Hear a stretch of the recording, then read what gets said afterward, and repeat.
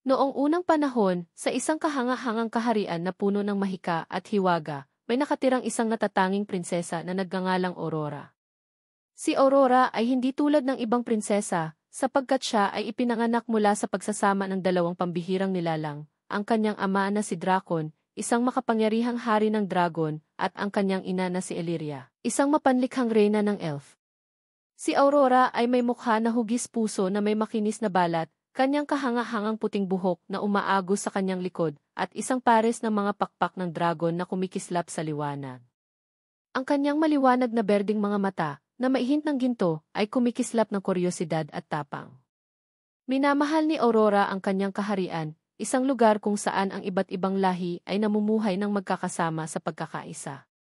May mga malalakas at makapangyarihang orsi, matatalinong mage ng kalansay, at mabubuting Diyos na gumagabay sa mga naninirahan sa kanilang karunungan. Sa gitna ng mga kakaibang nilalang na ito, ang pinakamalapit na mga kaibigan ni Aurora ay si Nimira, isang matalinong mage ng kalansay, at si Thalor, isang batang at matapang na orsi na lihim na minamahal ni Aurora.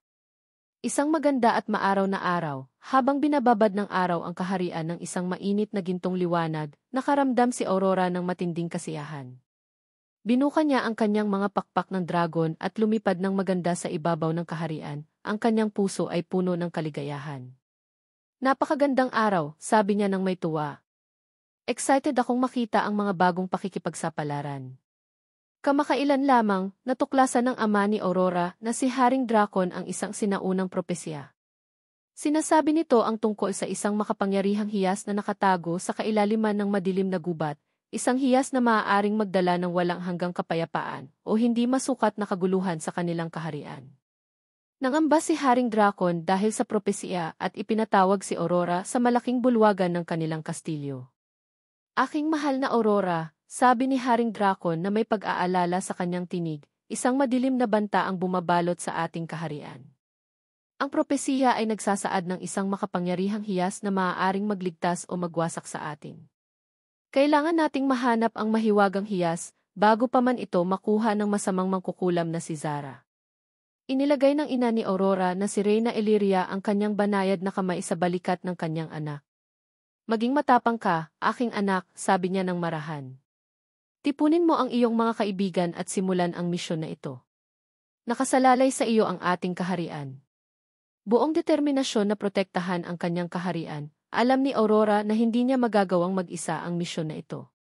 Tinawag niya ang kanyang pinakamalapit na mga kaibigan, si Nimira, ang matalinong mage ng kalansay, at si Thalor, ang matapang at tapat na orsi. Sama-sama, binuo nila ang isang pangkat na may iisang layunin, hanapin ang mahiwagang hiyas at iligtas ang kanilang kaharian. Sa gitna ng enchanted na kagubatan, nakilala nila si Wisp, isang mapaglarong espiritu ng kagubatan na pumayag na gabayan sila sa mapanganib na paglalakbay. Sumunod kayo sa akin, mga kaibigan, masayang sabi ni Wisp. Ipakikita ko sa inyo ang daan sa kagubatan. Habang naglalakbay sila ng mas malalim sa madilim na gubat, hinarap nila ang maraming pagsubok at panganib. Ang mga mabangis na nilalang ay nagtatago sa mga anino at ang mga mahiwagang balakid ay humaharang sa kanilang daan. Ngunit sa bawat hamong kanilang nalampasan, lalong tumitibay ang ugnayan sa kanilang pagitan. Thalor, ang pagiging kasama ka ay nagbibigay sa akin ng lakas, ipinagtapat ni Aurora isang gabi habang nagpapahinga sila sa tabi ng apoy. Ngumiti si Thalor ng mainit, ang kanyang mga mata ay naglalabas ng liwanag ng apoy. Aurora, ang iyong tapang at pagmamahal ay nangangahulugan ng lahat sa akin, tugon niya. Nang papalapit na sila sa puso ng madilim na gubat, natagpuan nila si Zara, ang masamang mangkukulam na nais ang kinin ang mahiwagang hiyas para sa kanyang sarili. Ang kanyang madilim na presensya ay nagpapabigat sa hangin ng tensyon. Hindi ninyo ako mapipigilan, mga bata, sabi ni Zara habang naglalabas ng madilim na mga spell sa paligid niya. Ang hiyas ay magiging akin at ako ang maghahari sa kaharian. Ngunit si Aurora at ang kanyang mga kaibigan ay nanatiling matatag. Hindi namin hahayaang makuha mo ang hiyas, Zara, matapang na sabi ni Aurora. Maghanda ka sa kapangyarihan ng pagkakaibigan at tapang. Nagkaroon ng isang mabagsik na labanan. Ang mga kapangyarihan ng kalahating dragon ni Aurora, ang tapang ni Thalor, at ang talino ni Nimira ay lumaban sa madilim na mahika ni Zara. Sa tulong at gabay ni Wisp at sa kanilang walang pag-aalinlangan na determinasyon, nagawa nilang talunin ang mangkukulam. Hindi mo kailanman makukuha ang aming kaharian, sigaw ni Aurora habang binubuka ang kanyang mga pakpak ng dragon na may nag-aalab na intensity. Natalo, ang madilim na presensya ni Zara ay naglaho at si Aurora ay nakuha ang mahiwagang hiyas. Ang kanyang nagniningning na liwanag ay naglaho sa kagubatan na nagbabalik ng kapayapaan at pagkakaisa sa kaharian. Sa pagkatalo ni Zara at ang hiyas sa kanilang pag-aari, bumalik si Aurora at ang kanyang mga kaibigan sa kanilang tahanan bilang mga bayani. Ang kaharian ay nagdiwang at isang malaking pagdiriwang ang naganap sa kanilang karangalan. Nagawa natin. Nailigtas natin ang kaharian, masayang sabi ni Aurora habang hawak ang hiyas.